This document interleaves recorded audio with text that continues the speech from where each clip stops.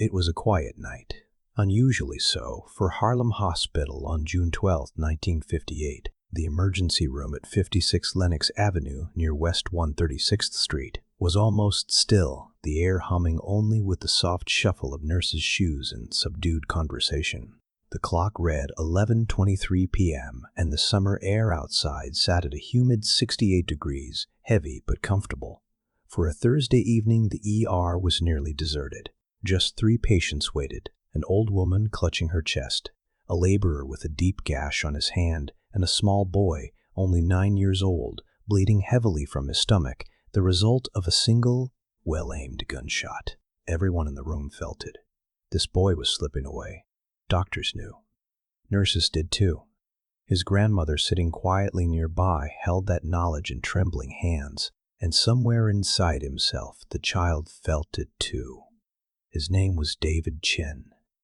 He was 9 years, 4 months, and 11 days old.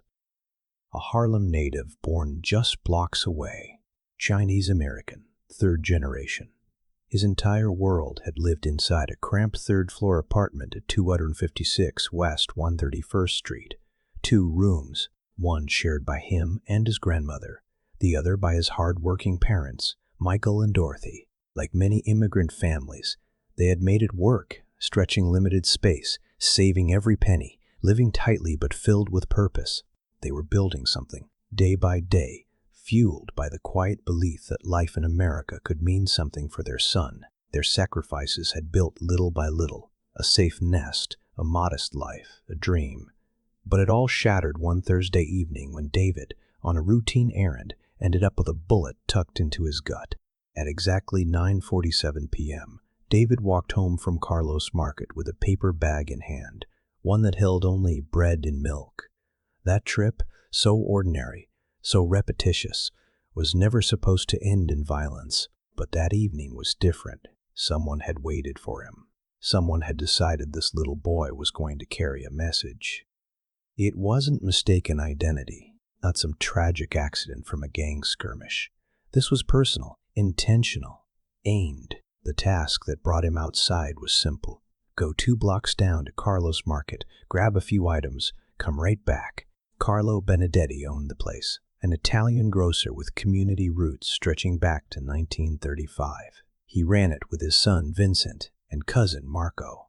To Harlem's working-class families, Carlos Market was a trusted staple. Prices were fair, credit was offered generously, and the relationships were deep. But behind every mom-and-pop storefront in the neighborhood was a more dangerous cost. Monthly payments, so-called protection fees, funneled to the Genovese crime family. That was the real market rate for safety. Pay up or pay dearly. David's father, Michael Chen, owned Chen's Laundry on 130th Street. He'd started in 1952 and built it up with grit. 6 long, steady years. Nothing luxurious, but it was theirs. Michael worked 16-hour days. Dorothy put in 12. Their entire income went toward rent, food, savings for David's future. Always David. They didn't come to Harlem looking for comfort. They came to give their son a chance, but 3 months back, in March, everything changed. The Genovese family doubled their fee. No explanation, no negotiation, just a demand. $100 a month, starting immediately. Many small business owners complied, swallowing the hike however they had to. Michael couldn't, not because he wanted to defy anyone, but because he couldn't afford to. It was math, plain and cruel. His shop made about $400 in net profit monthly after expenses. Taking out $100 for extortion meant losing 25% of their income. It would tank the business. He attempted honesty with the collector, Vincent Genovese, explained his margin, laid it all out, offered $75, more than before, still difficult but doable. Vincent didn't care. There would be no compromise. The rate was $100. End of discussion. Desperate, Michael asked for 1 month to adjust his books. Vincent gave him 1 week. Michael hustled even harder during those 7 days, cut costs, worked even longer hours, looked under every financial stone he could. At the end of that week, he had only $60 to give. He offered it with a bowed head and sincere apology. He promised the rest would come soon, just needed a little more time. Vincent took the $60 but said something as he left. A message will be sent. And it was. That same Thursday night, as David walked home the usual route, milk and bread weighing equally in his little hands, Vincent and his cousin Marco were waiting for him. They sat parked in a sleek black 1956 Cadillac just off West 133rd. The engine purred quietly. No urgency. Inside, Vincent was behind the wheel. Marco sat on the passenger side, eyes locked on the figure of the kid walking down the sidewalk. There wasn't a mistake. They knew exactly who the boy was. Michael Chen's son. The same man who tried to claim $60 was enough. Tonight, he was getting his lesson. Marco rolled down the window just enough. In his hand was a .38 revolver, easy to carry, hard to trace. David was 30 feet away, just walking, not skipping, not running, just heading home. Maybe thinking about homework, maybe about a radio program he'd listened to before bed. A child, in every possible way. Marco lifted the gun, took his time, squeezed. One shot fired. It wasn't supposed to kill. That bullet was curated, designed to harm, not end. A pain Michael could understand, a warning from the numbers. The round ripped into David's right abdomen. Avoided organs, avoided vital arteries. Professional work. David dropped the bag. The milk spilled. The bread skidded across the pavement. He fell forward, knees first. Looked down at the widening red stain on his shirt. He didn't cry at first. He looked confused. Small. Betrayed by a logic he hadn't even learned yet. The Cadillac pulled away like it was just another drive. No hurry. No screeching tires. They weren't running. They'd already delivered what they came to send. Witnesses saw the car, the plate, where it turned. But this was Harlem in 1958. A Chinese family. A black car. A boy no one believed would matter to the police. The system would file it away. Another dead kid from nowhere. Another case no one would solve. But not everyone forgot David. Within 2 minutes, a neighbor found David lying motionless on the sidewalk. Cold pavement beneath him, a spreading pool of blood. His voice was faint, but he was alive.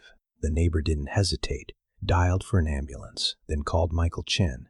By the time the sirens pierced the Harlem air, 12 minutes had passed. At 10:02 p.m., paramedics loaded David into the ambulance.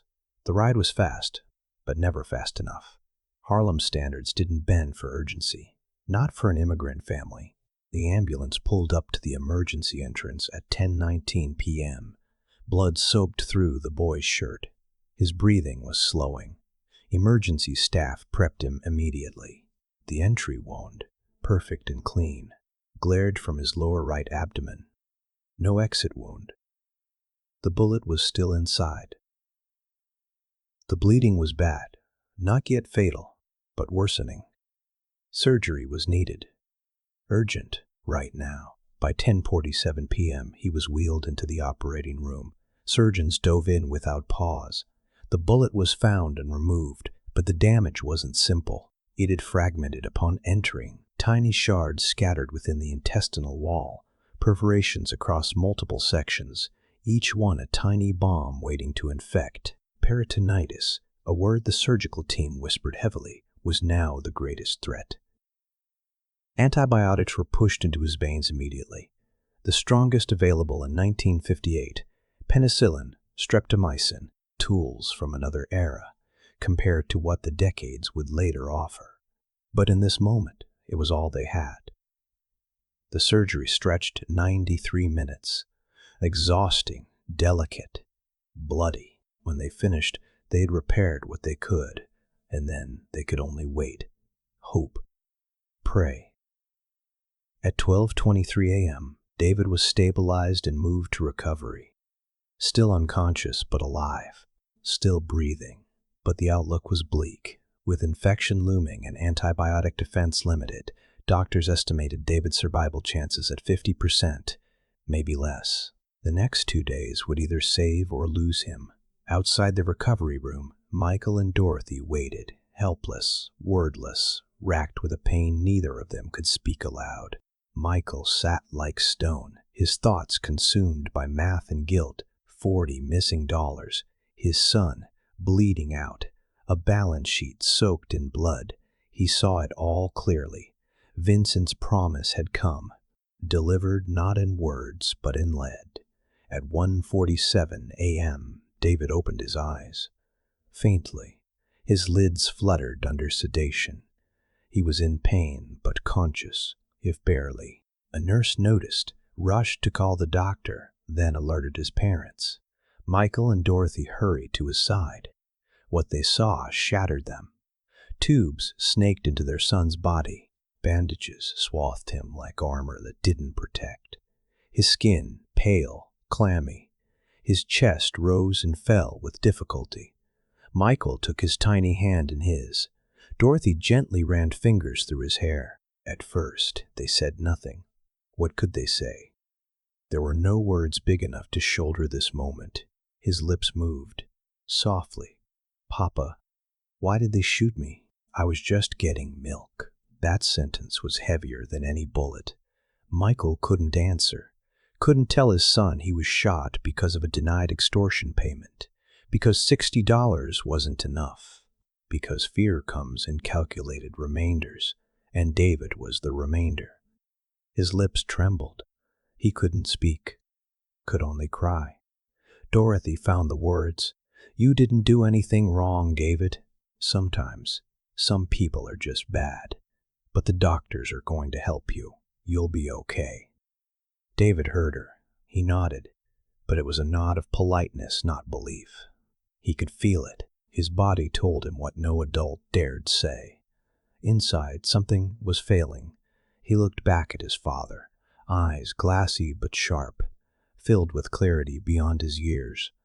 "Papa, if I die, promise me something. Don't let them do this to other kids. Promise you'll stop them. Promise me." And there it was, the unbearable request. Not a child's wish for a toy or a trip. A plea for justice no parent is built to grant. Michael heard the plea, but instantly knew he couldn't make that vow. He was nothing but a laundryman. No power, no muscle, no voice. How could he ever stop the Genovese family? But he also couldn't say no. Not to his son. Not now. He opened his mouth, closed it, tried again. Nothing came. The promise hung in the air, neither accepted nor denied, suspended between a father's powerlessness and a son's final hope. Then the curtain pulled back. Another presence entered the fog of despair, calm, focused, watching. Bumpy Johnson, a name every Harlem resident knew, a man whose reputation stretched from the street corners to the highest rooms of underworld power. He hadn't come for David. He was visiting someone else, Marcus Webb, recovering from a bullet wound to the shoulder. Minor compared to David, but as Bumpy passed through the waiting room, his eyes caught the picture of devastation. A mother sobbing, a father broken, both staring through time, lost. He approached. "Mr. Chen, Mrs. Chen, what happened?" Michael looked up. His voice was hoarse. "My son, David, he was shot. Walking home. He's in there now. They're saying, maybe he survives, maybe not. Who did this?"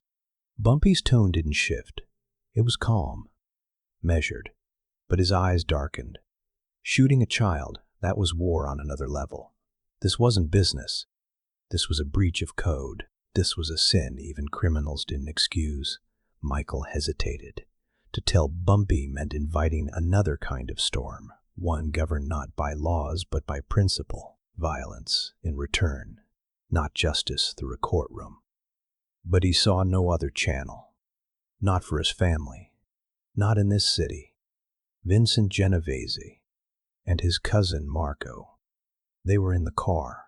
There's a license plate. A neighbor saw it. Vincent collects protection money. I didn't have the full amount. I gave him $60. He said a message would come. This was the message. He didn't weep. Not this time.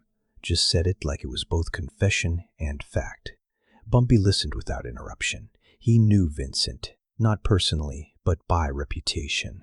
A foot soldier for the Genovese mob. Hand that knocked, boot that stomped. Far from subtle.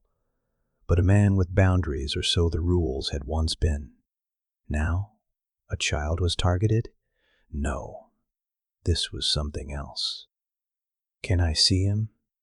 Michael nodded. They walked into the dim recovery room. David was still, small, hooked to machines that beeped into silence.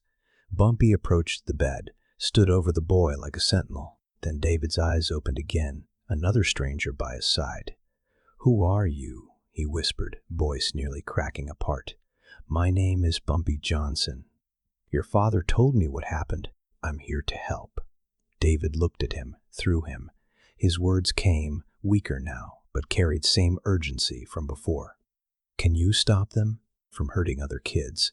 It was the same question he had asked his father not long ago, maybe only minutes, but now there was someone standing over him who might actually have an answer. David's eyes didn't waver.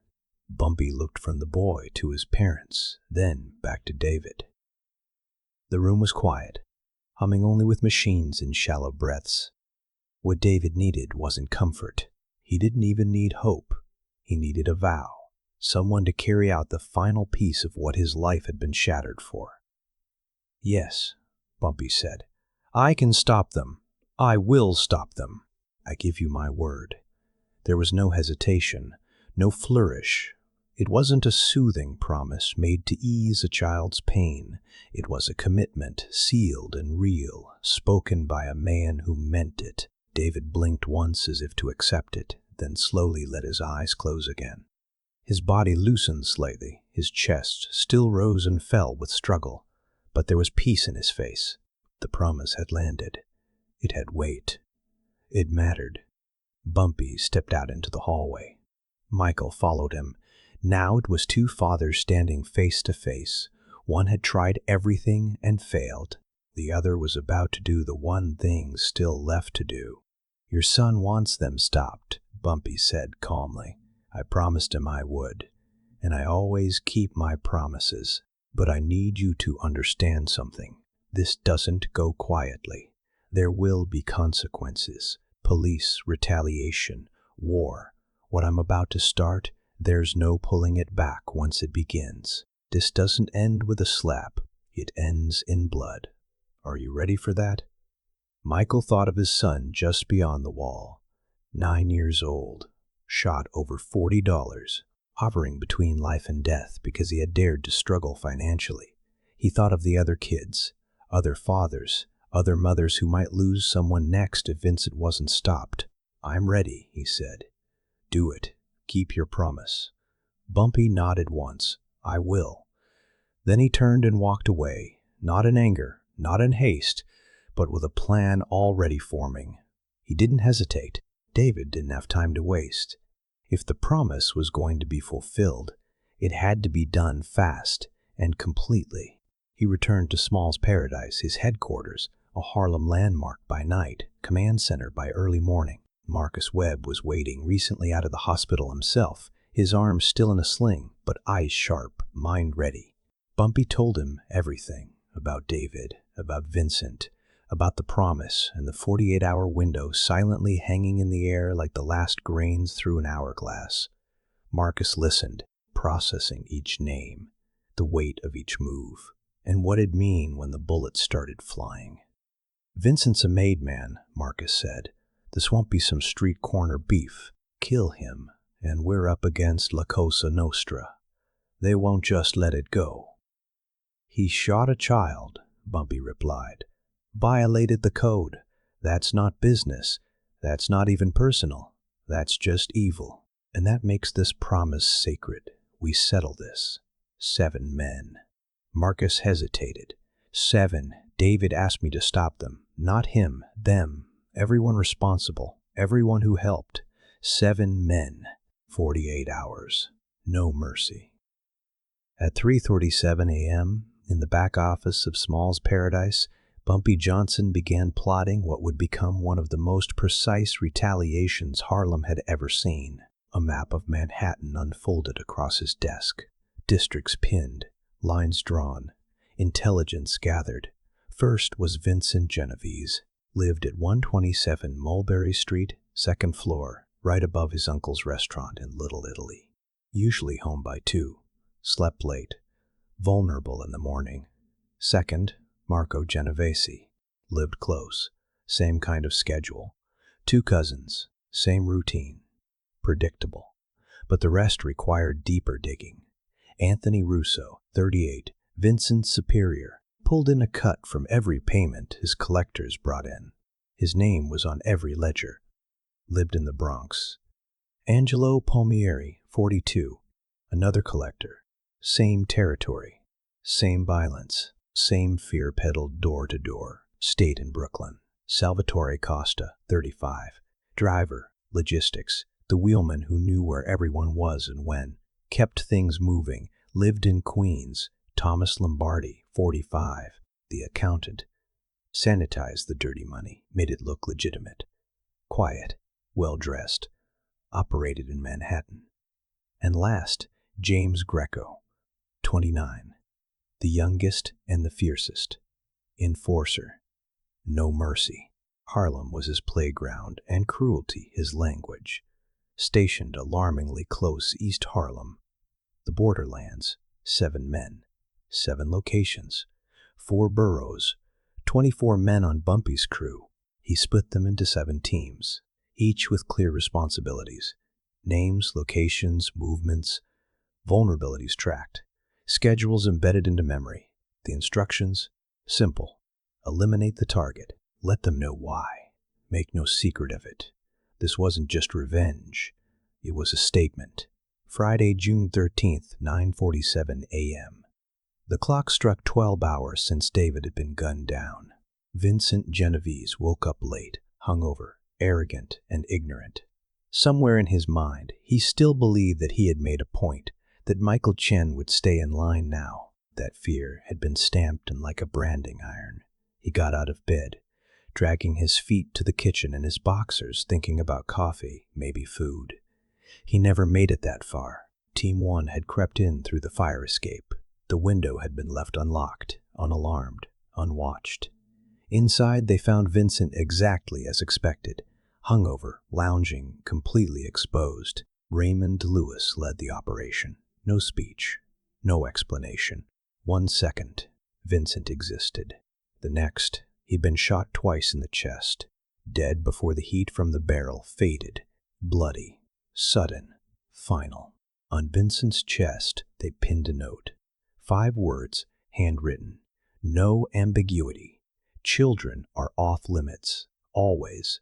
By 10:23 a.m., Marco Genovese joined his cousin in death.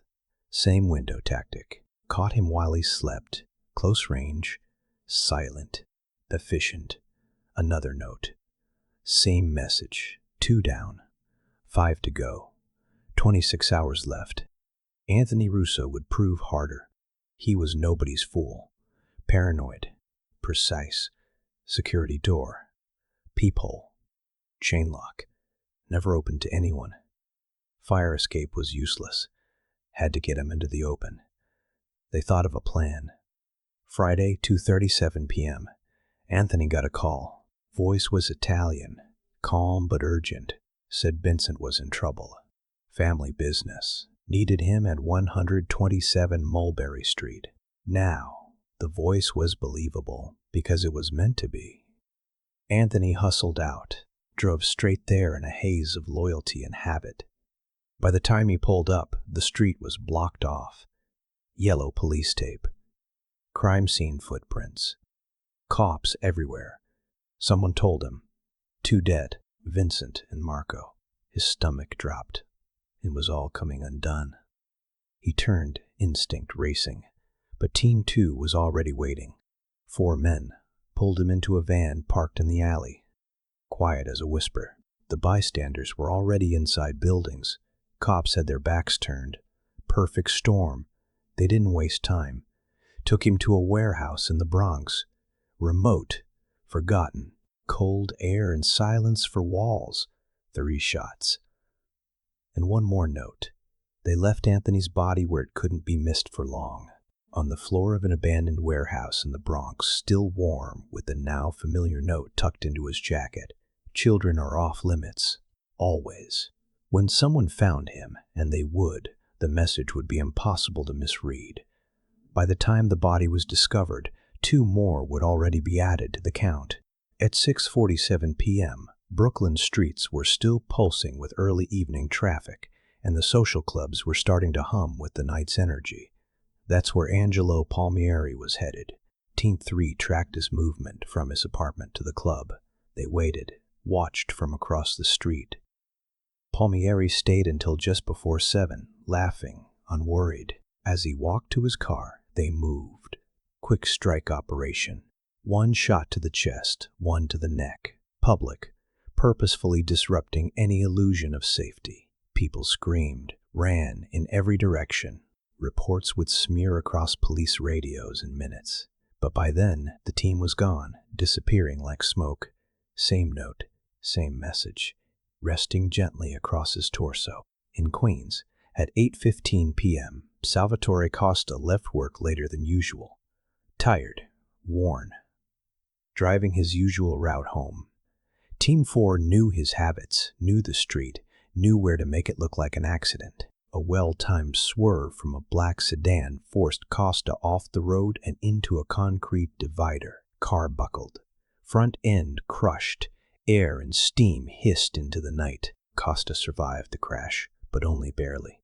The door was jammed. The wheel crushed his chest. He couldn't move, couldn't think. They walked up in formation. Calm. No words. 2 bullets through the window. When the first responders arrived, all they found was a twisted car, a dead man, and the same chilling message on the dash. Children are off limits. 5 down, 2 left. 34 hours gone. 14 remaining. The next was the money man, Thomas Lombardi, the one who smilingly processed dirty income and made it shine clean through shell businesses and false fronts. He didn't carry a gun, didn't extort families personally, but he made everything possible. And for that, his name was on Bumpy's list. Friday night, he stepped out for dinner as usual. This wasn't takeout, it was reservations. An upscale Italian restaurant in the Upper East Side. White linens, dark suits, wine lists thicker than Bibles. He walked inside like he belonged. And for the last time, he did. Team 5 had waited inside for over an hour, dressed the part, reservation made. When Lombardi arrived, they were just another group of men near the front. He never noticed. He was seated quietly at a back table. They waited until he took off his coat, until the menu hit the table. Then one walked forward. A pistol appeared from the blazer pocket like a phantom. 3 shots. Rapid. Controlled. Lombardi collapsed backward in his seat, 2 wine glasses crashing with him. The shooter turned and walked out like it was just another business meeting wrapping up. The note remained at the edge of the white dinner plate, stained red before police arrived. Children are off limits. 6 gone. 1 remained. James Greco, the youngest and most dangerous of them all. Unlike Lombardi, Greco was no passive cog in a machine. He was a blade, a violent enforcer with scars and stories to match. Everyone in East Harlem knew his name, feared it, and it was no accident that he operated right on Bumpy Johnson's doorstep. Team 6 tracked him to a social club just off of 16th Street, familiar territory for Genovese men. Inside there were drinks, cards, thick smoke, and made guys sitting side by side. 8 of them, all armed, all seasoned. Greco was inside, right at the center. This wasn't a job for a team. This one was personal. At 10:15 a.m. early Saturday morning, Bumpy Johnson entered the social club alone. He didn't knock, didn't shout, just walked in, composed, poised. Silence fell instantly. Cards paused midair. Eyes locked. Every man in that room recognized the visitor. Every man knew this would not end in a conversation about turf or territory. Greco stood up. "Wrong club, wrong street, wrong everything," he said. "Turn around now, maybe you live." The 8 men at his sides were still, hands drifting closer to weapons, breath caught in their throats. Bumpy remained where he was. His voice was calm. "You work for Vincent Genovese. 2 nights ago, he shot a 9-year-old boy named David Chen. Over $40. That boy is dying. I made him a promise that Vincent and the ones with him would never hurt another child again." He looked around the room, one by one. "Vincent is dead. Marco, too. And Anthony. Angelo. Salvatore. Thomas. That leaves you." Greco's bravado cracked barely. In his eyes he was running numbers, calculating chances. 6 men killed in under 2 days. He glanced at the others, but they were already stepping back, emotionally detaching. "We didn't touch that kid. He's not one of us." Another voice, older, softer, like reason ducking behind fear. One by one, they made their distance clear. "Let Greco stand alone. This is yours, not ours," someone muttered. "We don't die for you." Greco was alone now, surrounded by familiar faces that were no longer allies. He reached for his pistol, fast, efficient, practiced. But Bumpy was faster. 2 shots, one to the chest, one to the head. No one said a word. Bumpy walked over and placed the final note. Same handwriting, same words. "Children are off limits, always." He turned to the others. "Tell your bosses what happened. Tell them why." Not a threat, just fact. And then Bumpy Johnson walked out of the lion's den while the lion stood still. It was exactly 1047 a.m.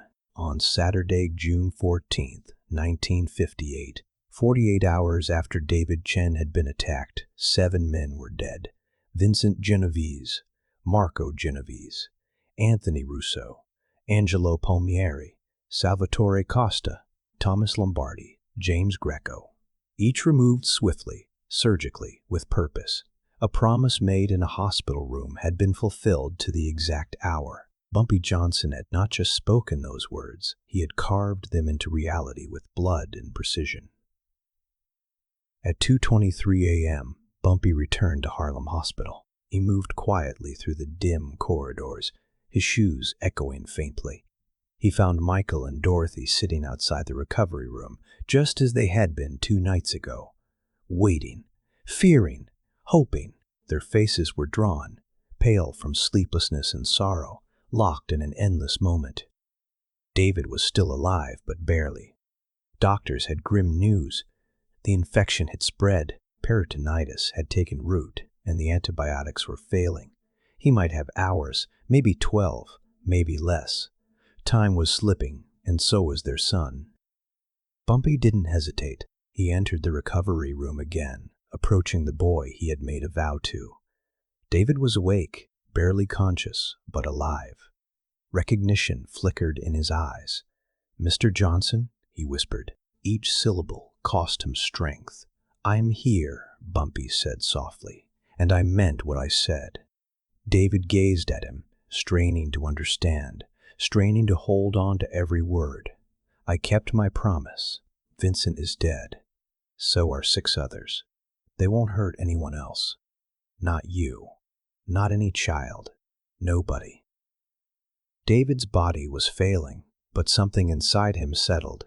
His eyes closed and he gave a tiny nod. A faint smile broke his lips, thin as a thread, but full of meaning. "Thank you," he said. That was all. 2 words. But they rang with peace, with finality.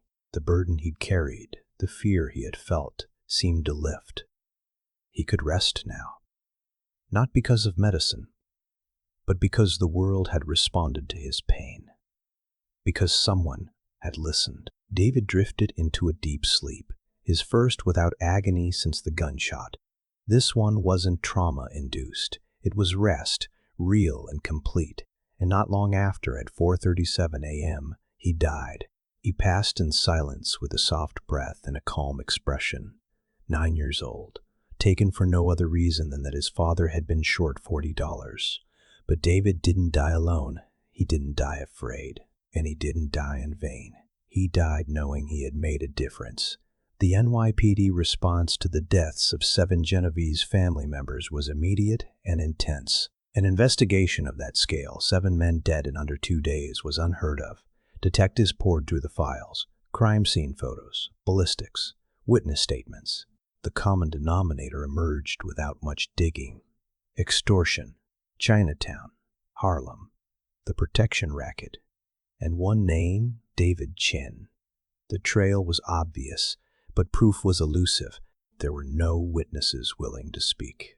No suspects who could be tied to the crimes. No fingerprints. No shell casings that led to anything. Whoever carried out the hits had been clean, untraceable. Privately, some officers whispered about Bumpy Johnson, knew his name, knew his reach. But suspicion wasn't the same as evidence, and in this city, evidence mattered.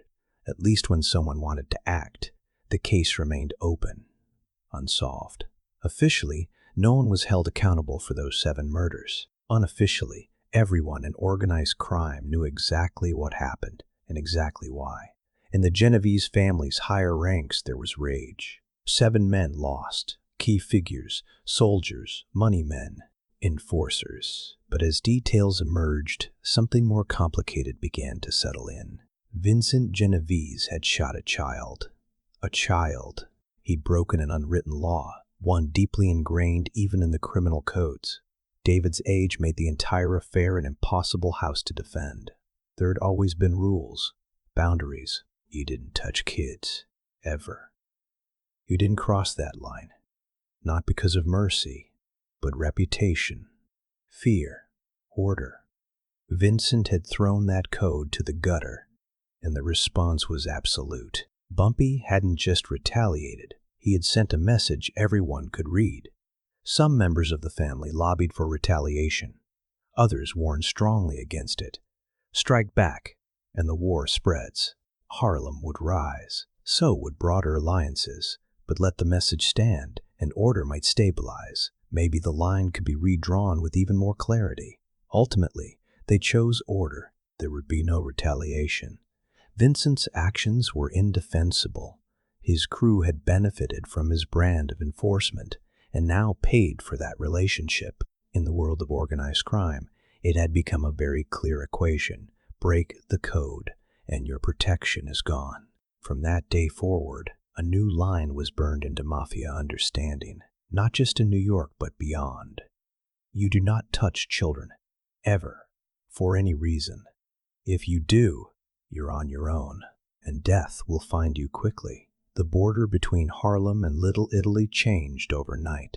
Extortion didn't stop, not entirely. But the mechanics adjusted. No more threats to wives or children, no more midnight beatings of messengers. Crime kept its polish, its discipline, because now everyone had a ghost in the back of their mind. A young Chinese boy with quiet eyes, and Bumpy Johnson behind him. 3 weeks after David's funeral, the Chens closed the laundry. The pain was too thick, the walls too haunted. Michael and Dorothy packed up their belongings, sold everything they could, and moved to San Francisco. It was a distant city that held no memories. That's what they needed. They started over, but they never forgot. When it came time for the funeral, Bumpy Johnson showed up, quietly. Sat in the back at St. James Church. He didn't speak, didn't seek recognition, just listened, paid his respects in full. When the service ended, Michael approached him. Their eyes met, and in a single nod, everything was understood. No thanks were needed, no conversation required. A promise had been made to a dying child, and it had been kept in full. That was all. Nearly a decade later, in 1967, a journalist from New York Magazine began working on a large expose about organized crime in the city. He interviewed former mobsters, retired cops, and neighborhood residents, pulling together hushed stories that hadn't made newspapers or courtrooms, quiet accounts, word-of-mouth legends. One such story came up again and again, whispered in bars, back pockets of conversations where caution lived. The story of David Chen. Everyone had their version. A boy shot in Harlem by Genovese men. A promise made by Bumpy Johnson. 7 men found dead 2 days later. It sounded like folklore. A gangster fable. But the facts nagged at the edge of fiction. NYPD records confirmed a string of homicides in June 1958. 7 men killed within 2 days, all connected to the Genovese family, and each body was tagged with the same handwritten message: children are off limits. More digging revealed there indeed had been a shooting involving a young Chinese boy named David Chen just days before the murders. The timelines matched. The motive made sense, but officially, no connections had been made. No conclusions drawn or admitted. The reporter sought clarity, visiting Little Italy. He asked about Vincent Genovese, about Marco, about that frightening summer. And they knew. Everyone did. Off the record, over cups of espresso and clouded silence, they confirmed it. Vincent shot a kid, one man finally said. Bumpy took him, and the others who led him. The story only grew from there. It spread as both warning and legend, a tale passed down through back channels and street corners of the criminal world. Even those who hated Bumpy's rise and envied his power couldn't deny what happened. He had kept his word. The reporter eventually published the story under one bold title, The Promise. It chronicled David's tragedy, Bumpy's retaliation, and the code of silence wrapped around both. The article didn't reveal any new names, no accusations. It wasn't evidence. It was testimony, a myth wrapped in fact, or fact wrapped in myth. But it lived, and that was enough. The community remembered David, not just as a boy who died too young, but as the reason a new law had been etched into asphalt and blood. Kids were off limits. No exceptions. No warnings. You violated that, you vanished. By 1967, the protection racket surrounding Harlem's businesses still existed, but it evolved. Collectors showed more restraint. Fear was replaced with mutual understanding. Mothers walked their children a little more freely, and the Genovese crew never again sent warnings involving family, much less children. One child's death shifted the gears of something old unexpectedly. Because everyone still remembered. They remembered the timing. Saturday, June 14th, 1047 a.m. The moment James Greco hit the ground and Bumpy's promise hit its 7th mark. They remembered 4047 a.m. when David Chen finally passed, not screaming, not panicked, but peaceful, knowing justice had been delivered. They remembered 11,047 a.m. when funeral plans were underway and Michael Chen began looking westward, eyes clouded by grief too large to fit inside Harlem anymore.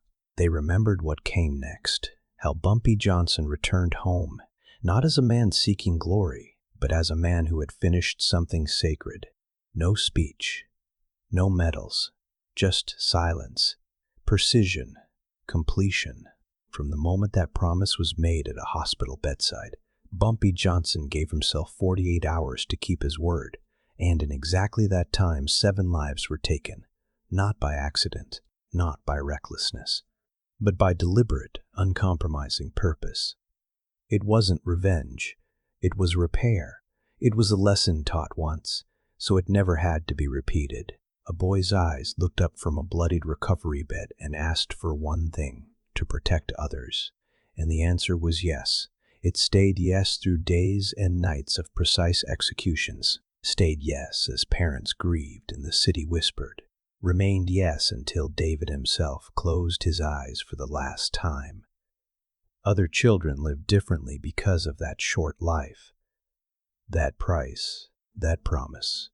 And though his name might not be carved on statues or in history books, in Harlem it was written into something stronger, memory. To most of the world, David Chen was just a name in a case file that would forever remain unsolved. But for those who mattered, and those who understood, he was much more. He was the boy whose life forced the streets to find their conscience, whose death changed the rules of an empire that had once claimed there were none, and whose final whisper pulled the most feared man in Harlem to promise one impossible thing and keep it completely.